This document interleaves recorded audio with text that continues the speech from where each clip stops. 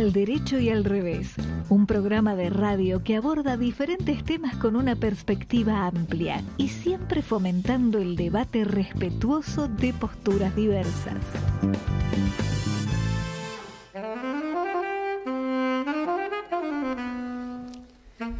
¿Qué tal? Buenas tardes, ¿cómo andan? Empezamos el programa número 364 de Al Derecho y al Revés, que por muchos motivos para nosotros va a ser un programa histórico, así nomás lo anuncio.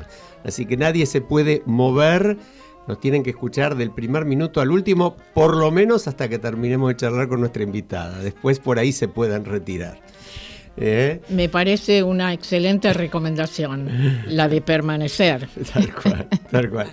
Estamos como siempre con Leo Justi en la operación y le mandamos un gran abrazo a nuestro amigo Fede Politi, nuestro productor, que está en cama con ñañas, pobre, con una gripe que lo tiene tumbado, pero a pesar de eso ha hecho toda la preproducción del programa. Decíamos que es un programa muy especial para nosotros. Tenemos el placer, el privilegio de tener con nosotros a alguien que ya estuvo hace un par de años, Lea Sajak de Novera. Yo diría una persona a quien admiramos y queremos profundamente, todos los que hacemos Al Derecho y al Revés. Lea es sobreviviente del Holocausto, nada menos, sobreviviente de Auschwitz, sobreviviente de los peores horrores de la historia de la humanidad. Vive en la Argentina desde hace muchísimos años, desde que se vino después de la guerra. Es una de las militantes de la memoria más destacadas, diría yo, una de las primeras integrantes del Museo del Holocausto de Buenos Aires, miembro de la Red Latinoamericana para la Educación sobre la Shoah, sobre el Holocausto, y escribió sus memorias en un libro muy, muy fuerte que recomendamos, Historias de mi mochila. Siempre recalca que un pueblo sin memoria es un pueblo sin futuro. Lea, bienvenida. Gracias por acompañarnos. Gracias. Hola Lea. Yo me voy a permitir preguntarle a mi querida y admirada vecina, ¿cómo anda? ¿Cómo anda? Todavía ando, que no es poco. Como aquella película que dice amanece, que no es poco. Tal cual. Maravilloso, maravilloso. Sí, y te veo por el barrio ahí caminando, a veces tomando un cafecito con alguna amiga. Envidiable, Lea, envidiable.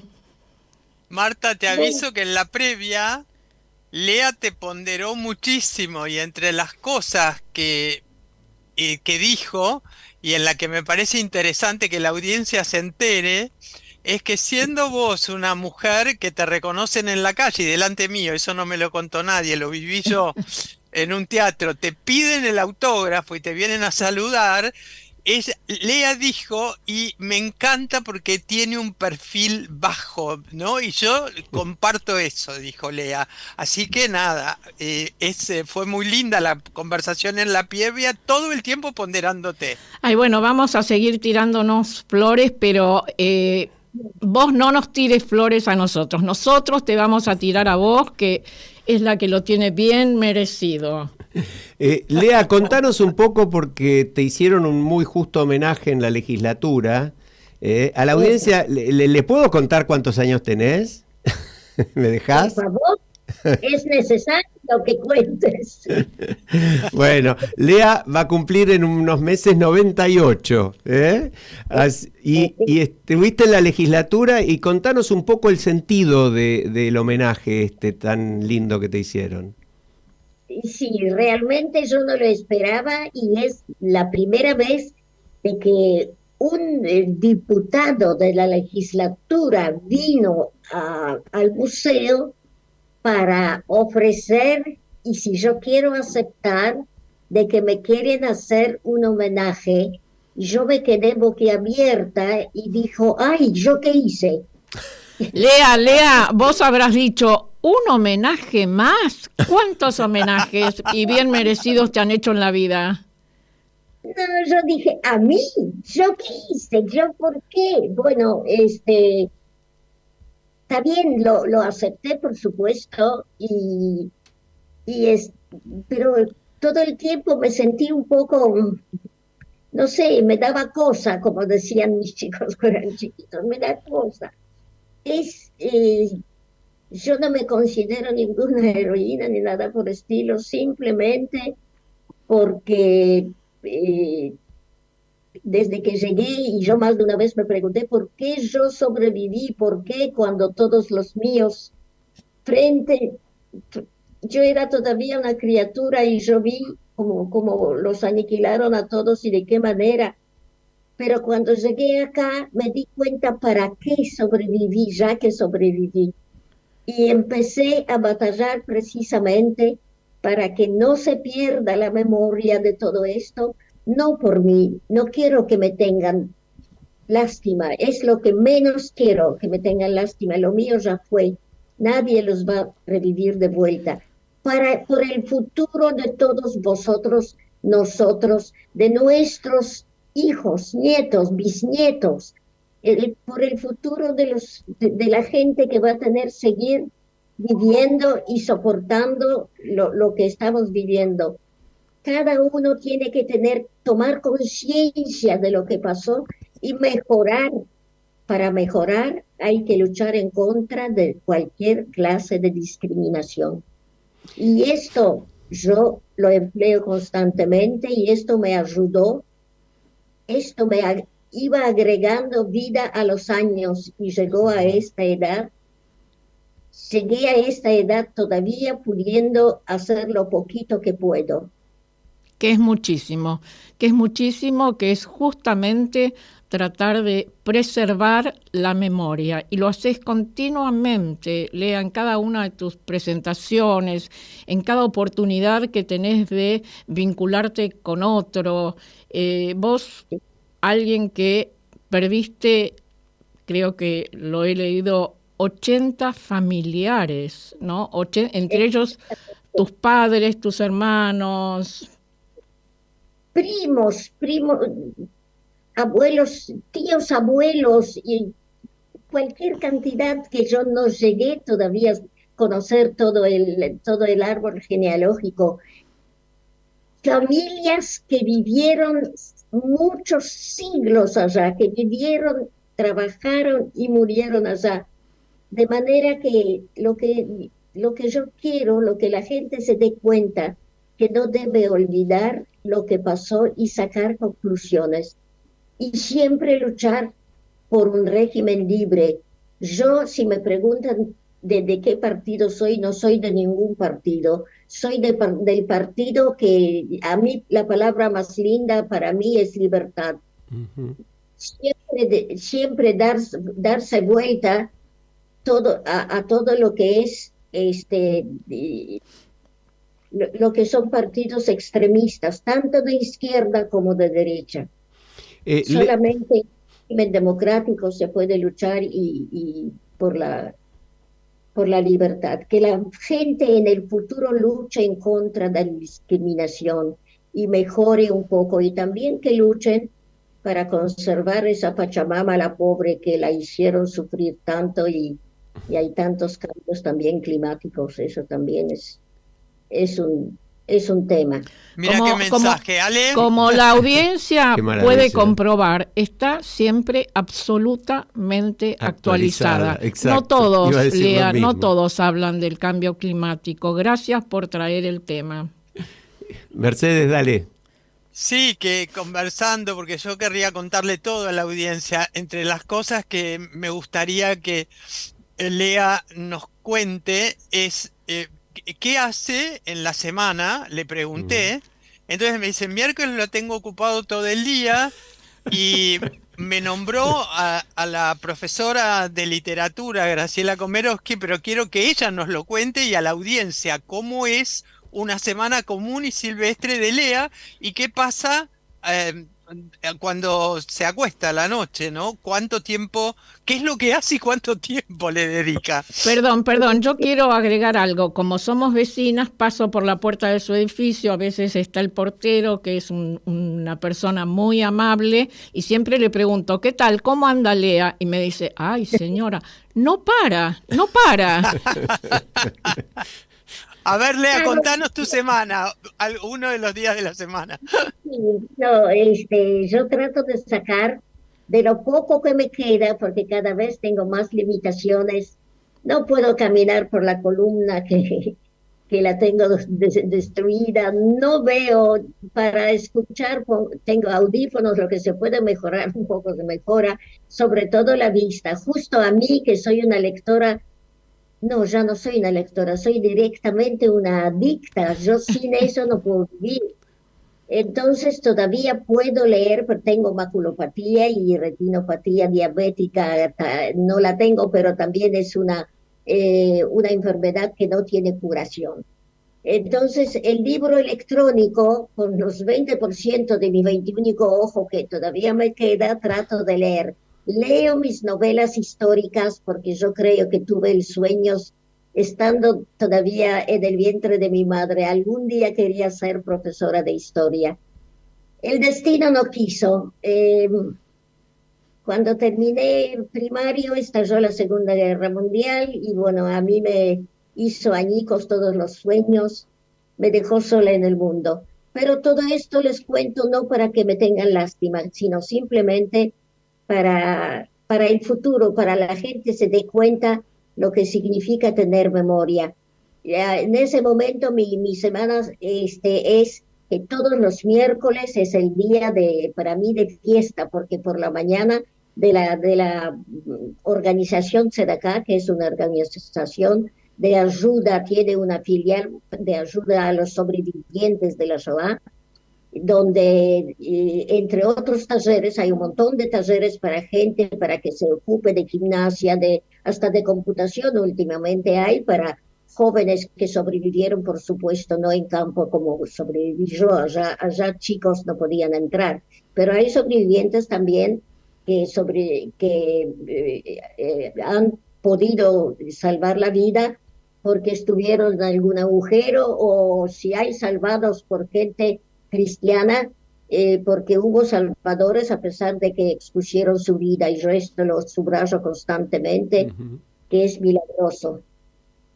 Entonces, el día ese yo ocupo mi lugar en el taller de literatura, cuya profesora Graciela Komerovsky, que es una genia total, y nuestras clases son ya de mi camada, de los que tuvimos contacto directo con los esbirros nazis, ya no queda nadie.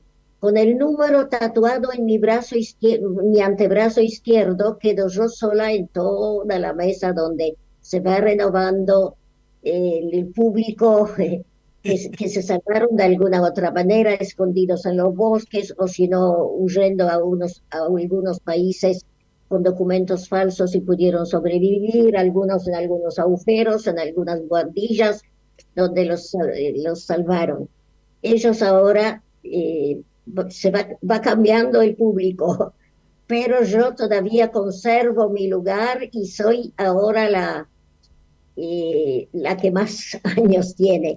El resto, las jovencitas, las que eran bebés, yo las llamo mis bebés, cuando estalló la guerra, ellas recién nacían. Y hay unas cuantas que ahora van a dar muchas charlas y muchos testimonios en muchos lugares, y no van a dejar desaparecer la antorcha de la memoria. Luego de allí nos llevan, cuando terminamos la clase del taller, a veces Graciela nos lee un pedazo de algún libro, o si no algún cuento de algún escritor, se habla sobre este escritor, y luego da el tema para escribir para la próxima vez. Como yo no escribo, bueno, intervengo oralmente, pero yo de ahí no me muevo, ellos saben que no me voy a mover hasta el último momento. Y también nos llevan después a un lugar donde hay otro taller que es, bueno, ya más esparcimiento, porque se llama Café Europa. Ahí viene siempre algún cantante o una cantante.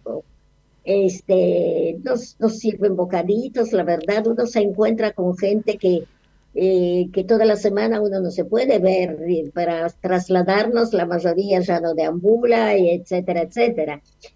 Por lo menos allá nos encontramos, y cambiamos un poco el ritmo de toda la semana. Hermoso. Así que luego, sobre todo a la noche, yo si no leo no duermo. Yo puedo pasar una noche sin dormir si no he leído antes, porque yo ya soy una adicta a eso. Ya esto no se puede cambiar. ¿Y qué lees, Lea? ¿Qué lees? ¿Qué estás leyendo estos días? Historia, señoras y señores, historia, historia. Si yo llegaría a ser la profesora, yo sería muy severa, pero no para bajarte un punto, porque no te acordás que tal persona nació en este año y no un año después. No, yo les ayudaría a amar esta materia, a amar, a darse cuenta lo que es historia. Eso sería, bueno, el destino no quiso, pero ahora yo sé mucha historia y leo historia. Entonces, a la noche antes de dormir ya armamos, mi ayudante ya sabe cómo organizamos, ponemos almohadones acá, almohadones allá, una chiquita, una grande, me acomodo bien con una mesita especial. Y mi libro electrónico agrando hasta el máximo la letra y me ayudo con una lupa que agranda 5 veces más y así sigo leyendo. Y en ese momento estoy leyendo, volví ya en una época, leí mucho sobre esto, cuando el hombre sale de las cavernas. Los primeros, en ese momento estoy con, ella se llama Jane Auel, y tiene, creo que son 5 o 6 libros que son, trata sobre la misma pareja, un poquito de romance tiene que haber, porque hay mucha gente que eso no les gusta. A mí me encanta, porque gracias a eso uno quiere saber y qué pasó más y qué después pasó más. Y estoy todavía en la época cuando el ser humano, ellos todavía no conocen hierro, y toman los vasos de ellos son del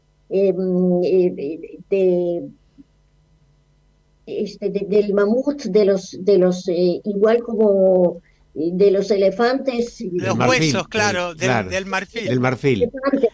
huesos de mamut son los vasos donde toman, y para cocinar, cómo descubren para hacer el fuego. Y luego los clanes se juntan de a poquito y algunos coinciden y se juntan uno con el otro. Y hay clanes, algunos que son más desarrollados y no quieren, no comulgan con los otros. Hay también enemigos, pero así de a poquito como se forman los futuros países, digamos. Es muy interesante, y también la moral de ellos cómo empiezan primero sin hablar, como solamente con mímica se entienden, y luego cómo surgen cómo surgen las primeras palabras, y hablaban muy distinto, por eso hay tantos idiomas en el mundo. Qué maravilla. Y no conocen el hierro, es sumamente interesante. Y así leo 2 horas y después duermo 5 horas más. 2 horas lee, 2 horas. Qué hermoso. Impresionante. Está bien. Yo te entiendo, Lea, yo te entiendo absolutamente, y me parece fantástico y te tomo de ejemplo también. Aprovecho para recomendarte un libro que creo que está como libro electrónico. Se llama, sí. Después te mando un mensajito y te doy más detalles, pero se llama El infinito en un junco. Es de una autora joven española, Irene Vallejo, que es la historia del libro, ya que mencionaste vos los vasos que eran de marfil, los cuernos del mamut, etcétera. En este caso, las primeras escrituras se hacen en un junco, ¿no? Pero de ahí al infinito. Te voy a mandar los datos y de paso reitero a la audiencia: El infinito en un junco, Irene Vallejo, la historia del libro, que es un poco gran parte la historia de la humanidad, ¿no? Y aprendan Los el viernes, mensaje Alejandro, sí. Todavía no terminó la semana, porque los viernes Lea tiene online talleres de arte. ¿Ok? Wow. No sé si les queda claro el tema. Leer 2 horas por día, ir a los talleres de literatura los días miércoles y los viernes online. Los viernes tenemos 1 hora por la mañana por Zoom. Vienen unas personas idóneas en música, en pintura, en un montón de cosas, historia de gente importante. Una vez por mes, un viernes, tenemos una clase con un psicólogo que se radicó últimamente, es muchacho argentino, pero es un gran psicólogo que vive en Israel y se hace un triángulo para poder escucharlo a él y conversamos con él sobre psicología positiva, cómo seguir adelante cuando uno tiene sus bajones. Muy interesante. Y bueno, de lo poquito que me queda, trato de rescatar todo esto. Bueno, si eso es poquito, Lea, o en realidad debiera decir Lisa, ¿no? Porque tu nombre original era Lisa. Yo en los documentos soy Lisa, pero mi papá, la mamá de él se llamaba Lea, y según la ley, en aquella época, la ley religiosa, siempre a una hija donde nacía se le daba el nombre de un abuelo, de una abuela, que valía la pena, que era inteligente, qué sé yo. Entonces, directamente me llamaban Lea. Bueno, Lea, perdón, ¿y los nietos?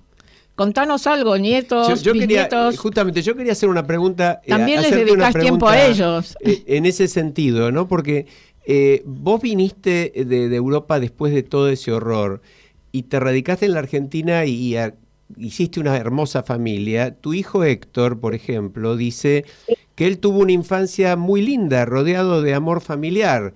Es decir, como que no le trasladaste nada de todo aquello, sino todo lo contrario. Y hoy con nietos, con bisnietos, ¿y cómo se logra algo tan hermoso después de haber sufrido tanto?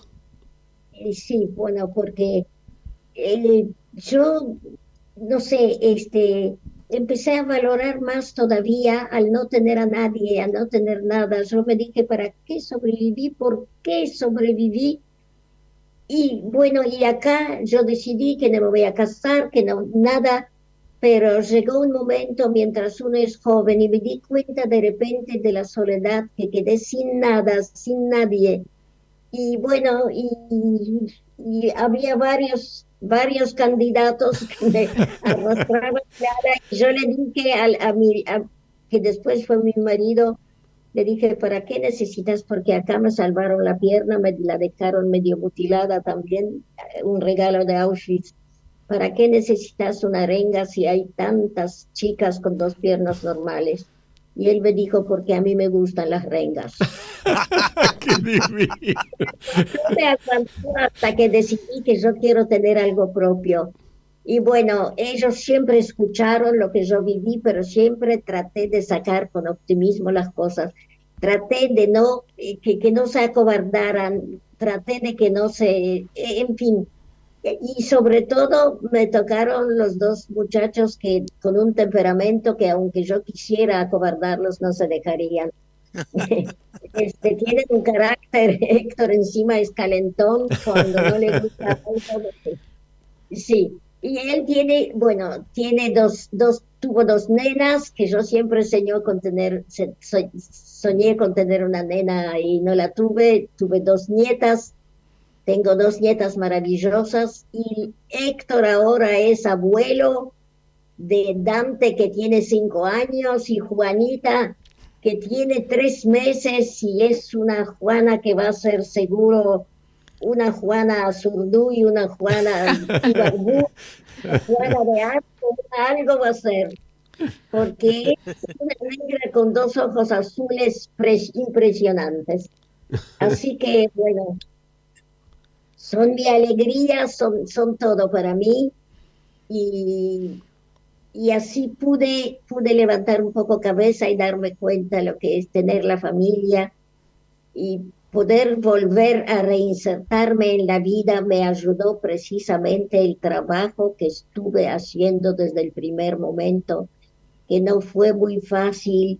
No tenía ni siquiera casa propia cuando nos casamos. Eh, nada, nada, pero muchas ganas, sobre todo cuando uno es joven, de pensar que el mundo va a ser mejor. Y bueno, y no hay que perder la esperanza a pesar de todo lo que está pasando ahora, eh, que no son muchos, pero hay gente muy valiosa y yo espero que no se permita que esto vuelva a suceder y que se den cuenta que lo más importante es la lucha por la libertad, sin nombres, sin etiquetas, y dar la mano en momentos difíciles es muy importante y yo lo sentí. Yo en momentos muy difíciles en Auschwitz recibí la mano y aprendí mucho allá de gente. Tuve la suerte de dar con ellos que me dio una mano en situaciones límite.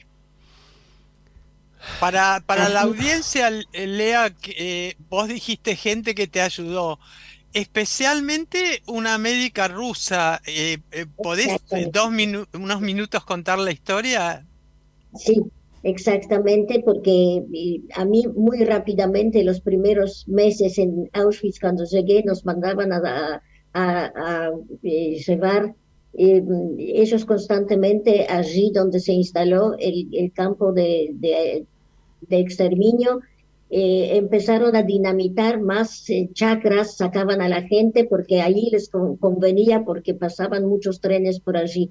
Entonces a nosotras, a las mujeres recién llegadas, a los hombres los llevaron aparte al campo de hombres, cargar los escombros, y había lodo y había que caminar despacio porque si uno se caía ya no se levantaba, y así me tocó. Un día salíamos con una amiga que era mi compañera, dormíamos juntas en ese camastro, y ella se resbaló y se cayó y ya no la dejaron levantarse.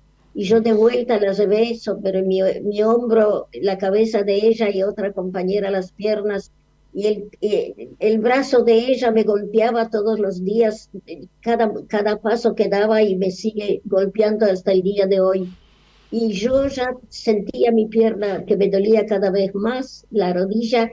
Entonces un día yo sabía que de este hospital, llamémoslo hospital, en realidad esto era una cámara para la cámara de gas, pero no tuve otro remedio, fui allá, y cuando entré, para que me den algo, aunque sea para que no me duela tanto, me encontré con una hermosa mujer alta, y que hablaba en ruso con alguien. Cuando yo escuché esto, corrí porque yo ruso sabía a la perfección, porque antes de mandarnos al gueto, cuando se produjo el pacto entre Rusia y en aquel entonces Unión Soviética y Alemania, se dividieron Polonia en dos, entre Ujú. Alemania y Rusia, y nosotros quedamos bajo el régimen soviético.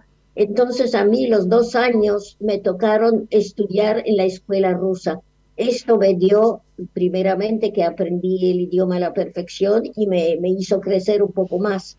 Así que yo sabía el idioma a la perfección, corrí hacia ella llorando y la abracé, y llorando le conté quién soy. Y parece que ella directamente fue un amor a primera vista entre nosotras.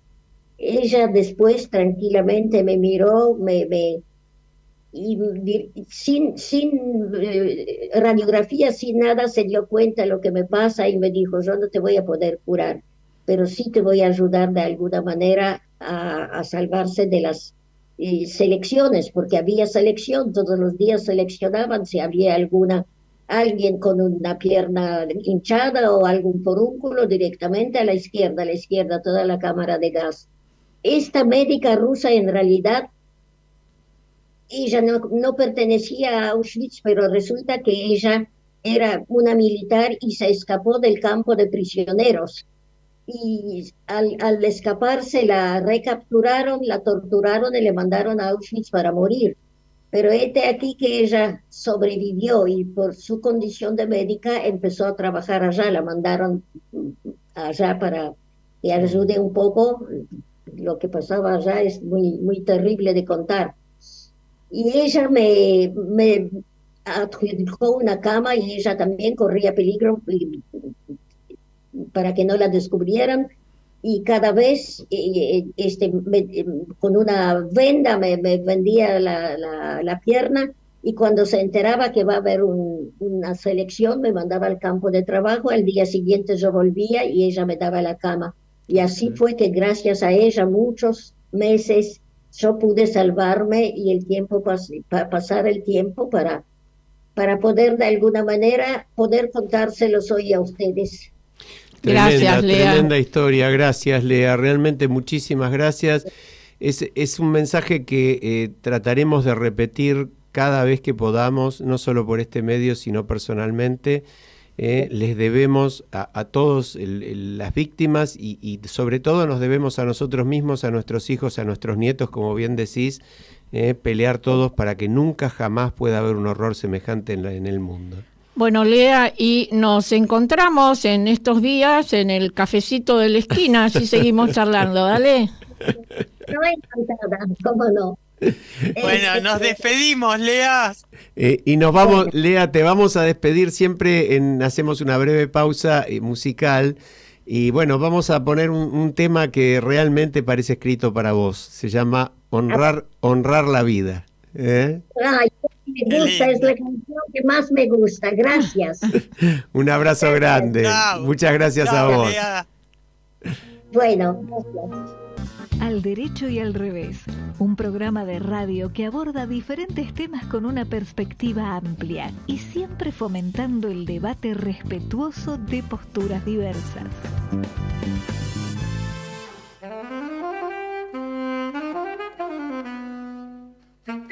Mandale a ella que ya... Estamos de vuelta. Estamos de vuelta profundamente, yo diría felices y conmovidos, Marta, las dos cosas, ¿no? Ay, no sé si puedo hablar, No sé si puedo hablar porque, nada, todo el llanto que estuve aguantando mientras la escuchaba, siento que puede aparecer ahora en cualquier momento. Qué impresionante, qué ejemplo de vida, y bueno, como decíamos recién, qué discurso, llamémosle, qué forma de hablar articulada que tiene, no se olvida de nada, las preguntas las contesta tal cual, no se va por los márgenes, no, impresionante. Absolutamente. Bueno, vamos a cambiar de tema, a ver cómo podemos hacer para cambiar de tema. Y por ahí para cambiar, nada mejor que escuchar a nuestro amigo Carlos March, que nos manda una columna sobre un tema de mucha actualidad, verdaderamente. Sí, claro. Lo escuchamos a Charlie. Buenas tardes, ¿cómo están? Aquí de nuevo con esta columna acompañando al programa. Y tuvimos la pésima noticia en materia de participación ciudadana del recorte de los alcances de la ley que regula el acceso a la información pública a través de un decreto presidencial que no solamente restringe el acceso, sino que además otorga a los funcionarios públicos absoluta potestad para definir cuál es la información de carácter público y cuál no. Esto tiene dos impactos concretos. Uno, que le impide al ciudadano controlar la gestión de gobierno, y el otro, que es tan importante como ese, es que le impide también peticionar a las autoridades, proponer a las autoridades iniciativas en función de información validada por el propio Estado, porque el Estado la niega. Entonces, es un doble impacto negativo que se suma a el recorte de la capacidad de participación ciudadana. La ley de acceso a la información pública en el mundo es una herramienta básica de la democracia participativa, junto a otras herramientas, algunas que son implementadas del Estado, como la audiencia pública, la banca popular, la consulta popular o la iniciativa popular, el presupuesto participativo, las declaraciones juradas patrimoniales de los funcionarios públicos, la recuperación y reutilización de bienes del crimen organizado para uso social, el recurso de amparo. Todas estas herramientas están implementadas desde el Estado, pero también hay un montón de herramientas de participación ciudadana que se crean desde las organizaciones sociales. Por ejemplo, Change.org, una plataforma para justamente peticionar a las autoridades de manera virtual. Los fideicomisos vecinales, que por ejemplo en la localidad de Moreno llevaron gas natural a los vecinos. Los observatorios como el de la deuda social, que hace más de 10 años que mide la pobreza en Argentina. Los pactos de integridad de Transparencia Internacional, que llevan transparencia a las licitaciones públicas, grandes bolsones de corrupción. Las vedurías cívicas, sobre todo en actos electorales. Entonces, hay toda una arquitectura cívica que amplifica el espacio cívico de participación ciudadana y que genera las condiciones para participar más allá del voto, lo que se conoce como democracia participativa, controlar la gestión e incidir en las políticas públicas.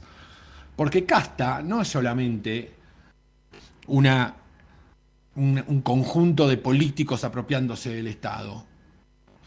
Casta también tiene que ver con restringir la participación ciudadana. Por lo tanto, habría que rever bien este concepto de casta y cuánta voluntad hay de combatirla. Bueno, nos escuchamos en la próxima. Un abrazo grande.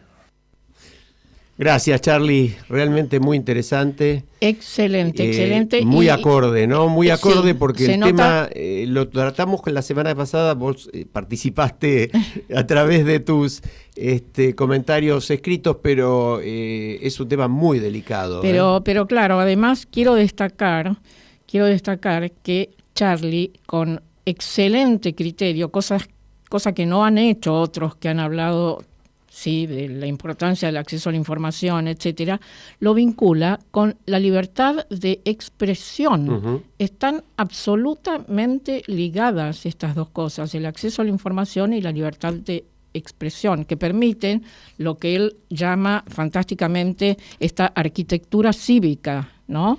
Y bueno, menciona la cantidad de cosas que son, o de leyes que incluso están, o instituciones que están contempladas en la última reforma constitucional, que tienen que ver con la consulta popular, con el referéndum, con el presupuesto participativo, con las audiencias públicas, etcétera, tal cual, ¿no? Tal cual. Y difícilmente se pueda ejercer alguno de estos derechos si no hay posibilidades de que la ciudadanía esté informada. Bueno, vos en la previa mencionabas, hay un artículo que le recomendamos a la audiencia, no nos vamos a extender con el tema, pero Hugo Alconada Amón denuncia en La Nación hoy la presencia en la Argentina a escondidas, ocultos, de funcionarios del gobierno húngaro. El gobierno húngaro encabezado por Víctor Orbán, íntimo de Putin, también bastante amigo del presidente Milei,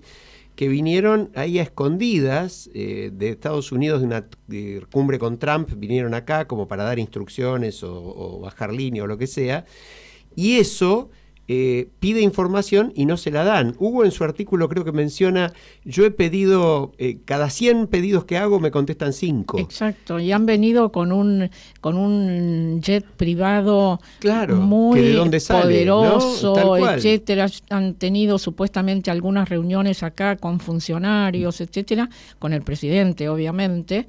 ¿Y cómo podemos saber de eso recomendamos si no es esta nota de Hugo Alconada Amón, que lo hemos tenido hace poco en el programa. La nota se llama De Hungría con amor. Qué sarcasmo, ¿no? Buen título. Qué sarcasmo. Y fue publicada por La Nación. Bueno, yo quería mencionar solamente de esta semana. Mirá, no es de esta semana, pero siguió toda esta semana. Tema Abdala. Los asesores de Abdala, sigue sin haber ninguna explicación, sigue siendo el presidente provisional del Senado, sigue gastando 25 millones de pesos tuyos, míos, de Mercedes, de Leo, de Fede, de todos nosotros, para hacer pagar la campaña electoral suya en San Luis.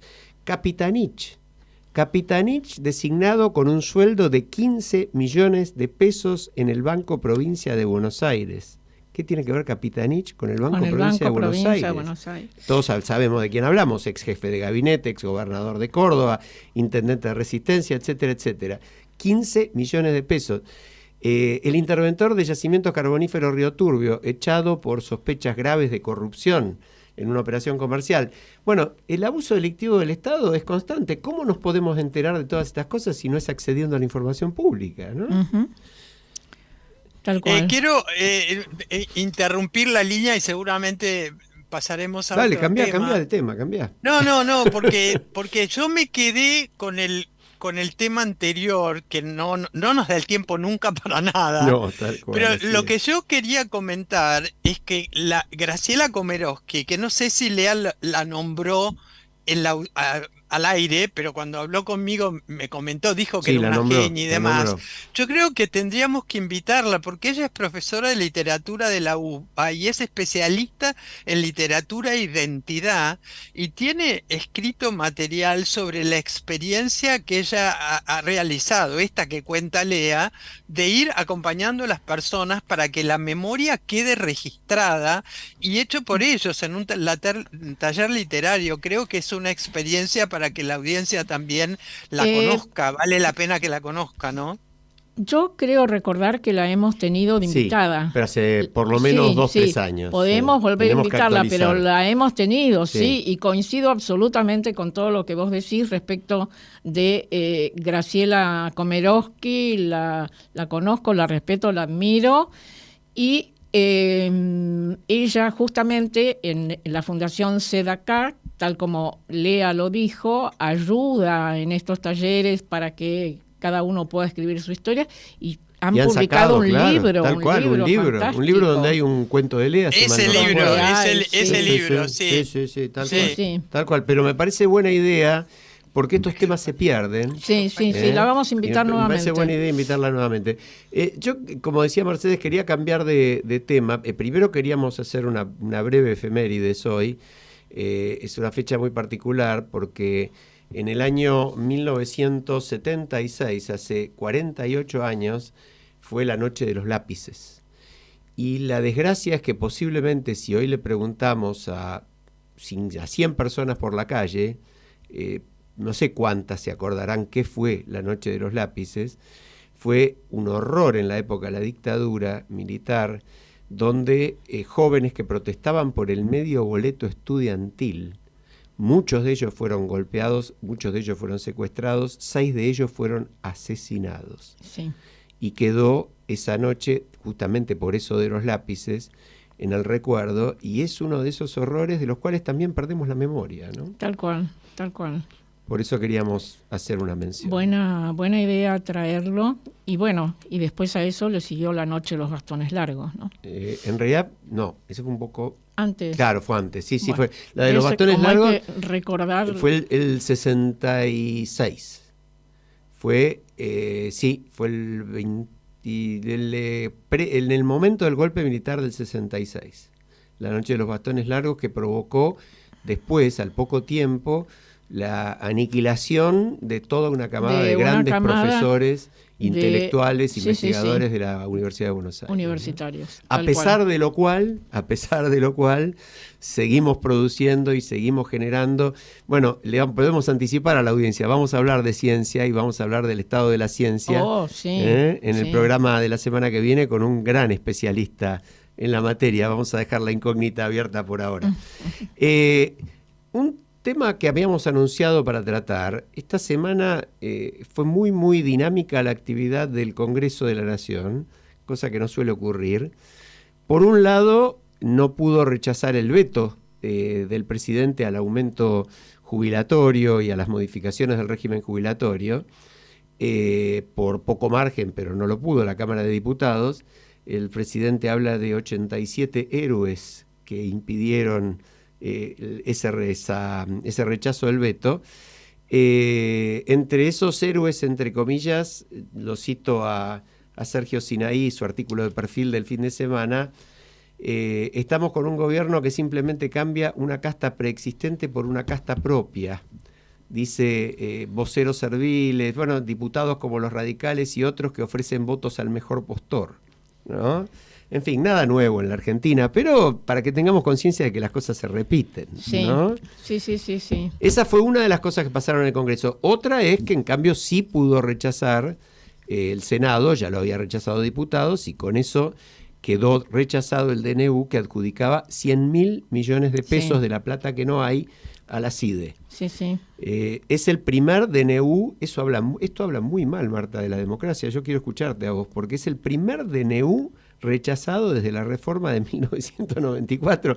Eso quiere decir que en este país un presidente ha dictado leyes con más facilidad del Congreso, porque el presidente dicta una ley y para rechazarlo tiene que haber mayoría de las dos cámaras. Bueno, este es un país Y en cambio, para aprobarla tiene que haber... presidencialista, ya lo hemos dicho tantísimas veces, y al margen de la ley, como escribió tan inteligentemente Carlos Nino, ¿no? Bueno, pero pasó otra cosa en el Congreso anoche. Ujú.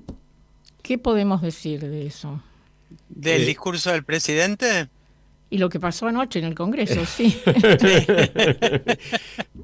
Bueno, qué sé yo tengo sentimientos muy contrapuestos, ¿no? Yo creo que si el presidente hubiera mandado un mensaje o hubiera dado un mensaje por cadena nacional diciendo cuáles eran sus fundamentos para enviar la ley más importante del año, que es la ley de presupuesto, hubiera estado bien.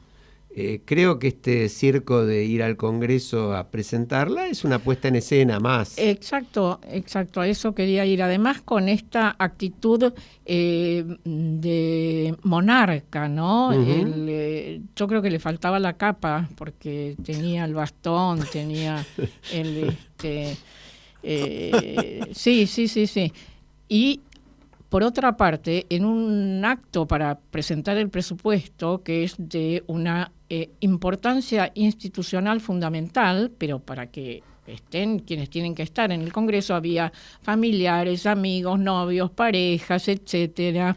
Y yo quiero destacar este tipo de cositas porque las otras están en todos los medios. Uh-huh. Por ejemplo, no sé si se dieron cuenta, si ustedes lo vieron, no se enfocó nunca a los diputados de la oposición. No. Obviamente estaba absolutamente planificado. Claro, bueno, porque pero estaba cuando vacío también, ¿no? Estaba vacío, pero Claro, los pocos que claro. habían ido, por lo menos ameritaba que se les viera las gracias por estar ahí Pero, cumpliendo Marta, con... son ratas. No, ¿Para no. qué vas a enfocar a las ratas? Lo que tenés que hacer es desratizar. Hay justos y hay ratas. Eso dijo el presidente anoche. Sí. Bueno, pero había mucha banca vacía, como decíamos. Hoy los medios confirman que tuvo poco rating ese acto, ¿no? Y además fue un discurso conceptual, podés coincidir o no, conceptual, y faltaban los números del presupuesto. Uh-huh. El presupuesto fue presentado inmediatamente después y ahora ingresará a las comisiones, se discutirán los números, pero eso debió hacerse en la presentación formal que habitualmente hace el ministro de Economía en las comisiones correspondientes, y a su vez esto permite cuestionamientos, preguntas, etcétera, que ayer era imposible hacer. ¿Mercedes?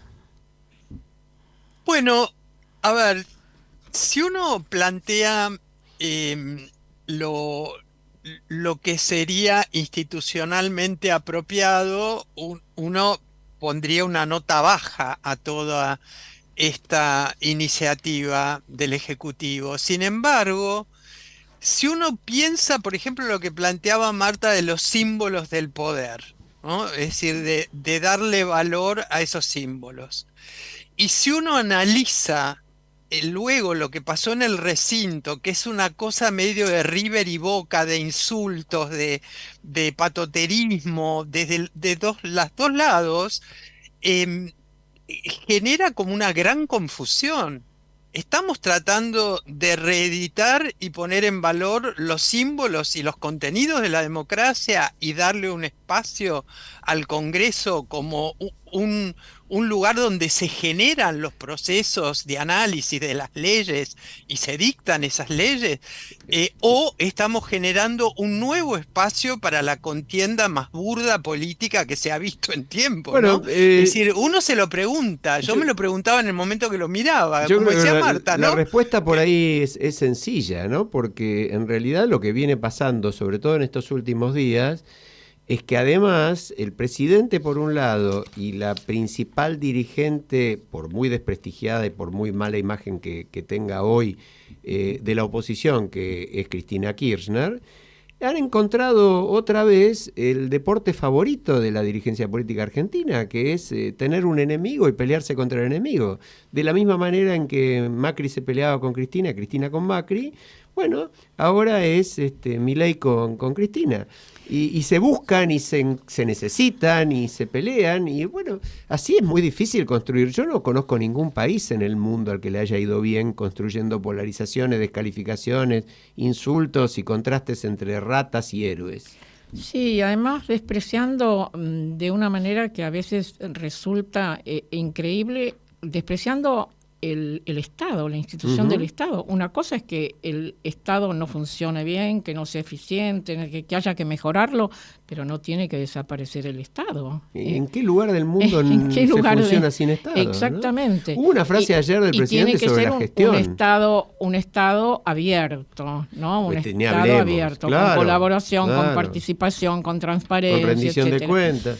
Exactamente, hubo muchas menciones a la gestión. Él dijo, bueno, gestionar es echar 31.000 ñoquis, gestionar es aprobar la boleta única a papel, eliminar intermediarios, eliminar piquetes, etcétera. Pero eso no es gestionar, esas pueden ser buenas medidas. No es gestionar, eventualmente. Exactamente. Por ejemplo, aprobar la boleta única de papel. Está bien. Ahora, ¿cómo se va a implementar? ¿Cómo va a llegar el día de la elección con este tema resuelto, conocido por cada uno que vaya a emitir su voto? Bueno, todas estas cosas que sí implican gestión, ¿no? Sí, yo creo que hablamos de déficit cero. Está muy claro a esta altura que el equilibrio fiscal, la gran mayoría de la sociedad ha entendido que vos no podés gastar más de lo que tenés. Eso es un concepto elemental y está bien. Es obvio, como decían algunos analistas, casi obvio. Es obvio, pero en la Argentina nadie le daba mucha importancia. No era preferible ir y darle vuelta a la maquinita. Está bien. Ahora, después de eso tengo que ver en qué gasto lo que tengo, ¿no? Exactamente. Porque si lo que lo equilibro en base a cortarle a los jubilados lo poco que tienen o a desfinanciar las universidades, con lo cual sin ciencia, sin tecnología, sin investigación no hay futuro. Y bueno, es una discusión que hay que dar legítimamente. Sí. Y el que quiera dar esa discusión no es una rata, es alguien que piensa distinto y que tiene totalmente derecho a que lo escuchen, ¿no? Pero bueno, ahí andamos también con el tema del presupuesto universitario, otra ley ya sancionada por el Congreso que el presidente anunció que iba a vetar. Y yo quiero recordar que hace poco tiempo hubo más de 1 millón de personas en Buenos Aires solo y varios millones en el país reclamando, ¿no? Veremos qué pasa. Sí, dale, Mercedes, que nos estamos yendo. No, que hay un comentario de Marcelo sobre el DNU que me parece interesante para el próximo encuentro el lunes que viene. Ah, bueno, léelo. Dice, DNU, el sistema para rechazar un DNU es un invento de Cristina cuando Néstor gobernaba y hacer imposible su rechazo. En varios casos, dice Marcelo de Jesús, planteé la inconstitucionalidad de esta ley que no se... Bueno, entonces creo que vale la pena que el lunes que viene nos comente Marcelo tema, sí, ¿no? Tratemos el tema, tal cual, me parece muy bien. Ahora le mandamos saludos y le decimos que ya tiene tema para... la próxima columna. Bueno, le mandamos otra vez un abrazo a Fede Politi, pronta recuperación. Que se mejore, claro. Y nos vamos hasta descanse. La semana que viene. Como dijimos, fue un programa histórico en su primera mitad, sin ninguna duda. Un abrazo para todos. Hasta el lunes.